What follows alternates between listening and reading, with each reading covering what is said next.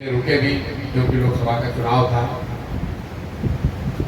और इन 20 महीनों में पश्चिम चंपारण से चल के पूर्वी चंपारण, शिवहर, सिवान, गोपालगंज, सिवान, छपरा, वैशाली, समस्तीपुर, मुजफ्फरपुर, सीतामढ़ी, दरभंगा, मधुबनी, खगड़िया, बेगूसराय, सहरसा होते हुए हम लोग अभी मधेपुरा पहुंचे हैं 2 दिन पहले।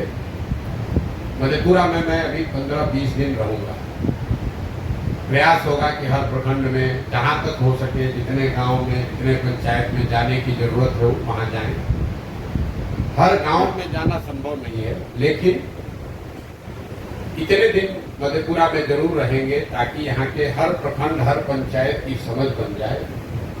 क्योंकि जल स्वराज का एक उद्देश्य ये है, इस पदयात्रा के जरिए हर पंचायत की जमीनी हकीकत को समझकर पंचायत वाइज अगले 10 वर्ष के विकास की एक योजना बनाई जाए। उस योजना में उस पंचायत के अगले 10 साल में विकास के लिए क्या कुछ किया जाएगा ये तो बताया ही जाएगा, लेकिन साथ साथ हम लोग 3 बात निश्चित तौर पर बताएंगे कि आपके यहाँ का हर पंचायत, हर एक पंचायत में बच्चों के पढ़ने की सुविधा कैसे होगी, 800 से 1200 नए रोजगार के अवसर कैसे पैदा किए जाएंगे और वहाँ की कृषि को लाभदायक खेती कैसे बनाया जाएगा। ये 3 बात बिहार के 8,500 पंचायतों में हर पंचायत के लिए बनाई जा रही है। इसीलिए इतना समय लगता है। आप देख रहे हैं कि 20 महीने में कुल 17-18 जिले ही हम लोग चल पाए। करीब 60% बिहार हुआ। हालांकि जिलों की संख्या के हिसाब से आपको आधा दिखेगा, लेकिन कुछ जिले बड़े हैं, कुछ छोटे हैं, तो करीब 60% बिहार हम लोग चल पाए हैं। अभी आगे ये यात्रा 1 साल चले, 1.5 साल चले, अभी चलती रहेगी, इसको रुकना नहीं है। जो एक बार संकल्प लेकर काम शुरू किया है वो काम करते रहेंगे।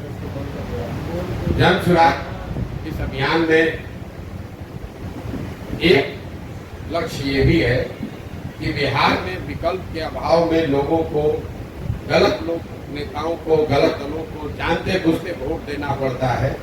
उससे बचाने के लिए एक नया दल और विकल्प बने, जो दल किसी व्यक्ति प्रशांत किशोर का, किसी जाति विशेष का, किसी एक परिवार का न होकर उन सारे लोगों का हो जो बिहार में एक नया दल, एक नया विकल्प बनाना चाहते हैं। तो जब मैं मधेपुरा में हूँ, जब मैं सहरसा में था, जब मैं पीछे के जिलों में था, तो एक लक्ष्य ये है कि वहाँ से वो उन सारे लोगों को इकट्ठा किया जाए जो लोग एक नया दल, एक नया विकल्प बनाना चाहते हैं। वो लोग राजनीतिक दलों से जुड़े हुए लोग हो सकते हैं, वो गैर राजनीतिक लोग हो सकते हैं जो बिहार के इस नए प्रयास में अपना कंधा लगाना चाहते हैं। जो भी आएगा वो सब मिलकर ही दल बनाएंगे। और जो घोषणा की गई है 2 अक्टूबर को, जब हम लोग करीब 70% बिहार कर लेंगे, तब तक सारे लोगों को इकट्ठा करके 2 अक्टूबर को नया दल बनेगा। जब ये दल बनेगा तो एक जो हम लोगों ने घोषणा शुरुआती दिनों में करी थी, जब ये दल बनेगा तो इसके नेता प्रशांत किशोर नहीं होंगे। तो दल का नेता कौन होगा? दल का नेता 2 अक्टूबर को जो लोग साथ में आकर दल को बनाएंगे, वो लोग मिलकर इस दल के नेता का, नेतृत्व का चुनाव करेंगे और उसको सार्वजनिक किया जाएगा, ताकि आपको पता चलेगा कि इस 2-2.5 साल के प्रयास से किन लोगों को बिहार से इस दल, इस विकल्प को बनाने के लिए जोड़ा गया है और कौन लोग हैं जो इस दल को आगे बनाएंगे और चलाएंगे। मेरी भूमिका जो अभी है, 2 अक्टूबर के बाद भी मेरी भूमिका वही रहेगी। मैं अपनी पदयात्रा जैसे अभी कर रहा हूँ, वो आगे गांव-गांव बिहार में घूमने, जानने, समझने का प्रयास वही करता रहूँगा। गांव-गांव में जाकर लोगों को बताना, समझाना कि उनको कैसे वोट देना चाहिए, क्या करने से उनकी गरीबी खत्म होगी, ये बात बताने की प्रक्रिया 2 अक्टूबर के बाद भी जारी रहेगी। अब मैं संक्षेप में अभी मेरे जो 20 महीने के अनुभव रहे वो आपको बताऊं। बिहार में इन सारे जिलों में 60% बिहार घूमने के बाद जो मुझे सबसे बड़ी समस्या लोगों ने बताई, जो आंखों से हमने देखी, कानों से सुना, उसमें पलायन और बेरोजगारी ये बिहार का सबसे बड़ा मुद्दा है। कई लोगों को लगता है कि पलायन जो है वो गरीबों की समस्या है। पलायन की जब हम बात करते हैं आपको लगता है कि पलायन का मतलब है लोगों का यहाँ से मजदूरी करने जाना। पलायन का ये समुचित चित्रण नहीं है। बिहार में पलायन से सिर्फ गरीब प्रभावित नहीं है। बिहार में सिर्फ लोगों का बिहार से पलायन नहीं हो रहा। बिहार में पलायन के 3 पहलू।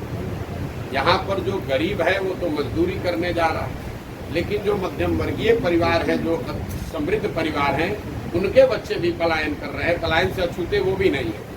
फर्क बस इतना है कि गरीब घर के बच्चे जो हैं वो मजदूरी के लिए बाहर जा रहे हैं और जो मध्यम वर्गीय परिवार के बच्चे हैं वो पढ़ाई नौकरी के लिए बाहर जा रहे हैं। श्रम का पलायन इसलिए है क्योंकि यहाँ से बड़े पैमाने पर बुद्धि और पूंजी का पलायन। इस बात को आप समझिए, यहाँ पर जितने लोग मजदूरी करने जा रहे हैं उतने ही लोग पढ़ाई और नौकरी करने भी जा रहे हैं, और इन दोनों के पीछे जो कारण है वो है पूंजी का पलायन।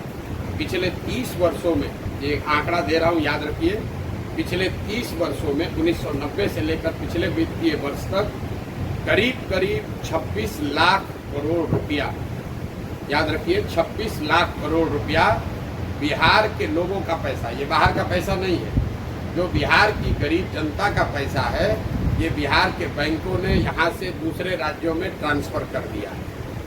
26 लाख करोड़ रुपया बिहार के लोगों का पैसा बिहार के बैंकों ने अपने माध्यम से उन राज्यों में भेज दिया जहाँ फैक्ट्री लग रही है, जहाँ रोजगार हो रहा है, जहाँ तरक्की हो रही है। और ये रिजर्व बैंक ऑफ इंडिया का आंकड़ा है।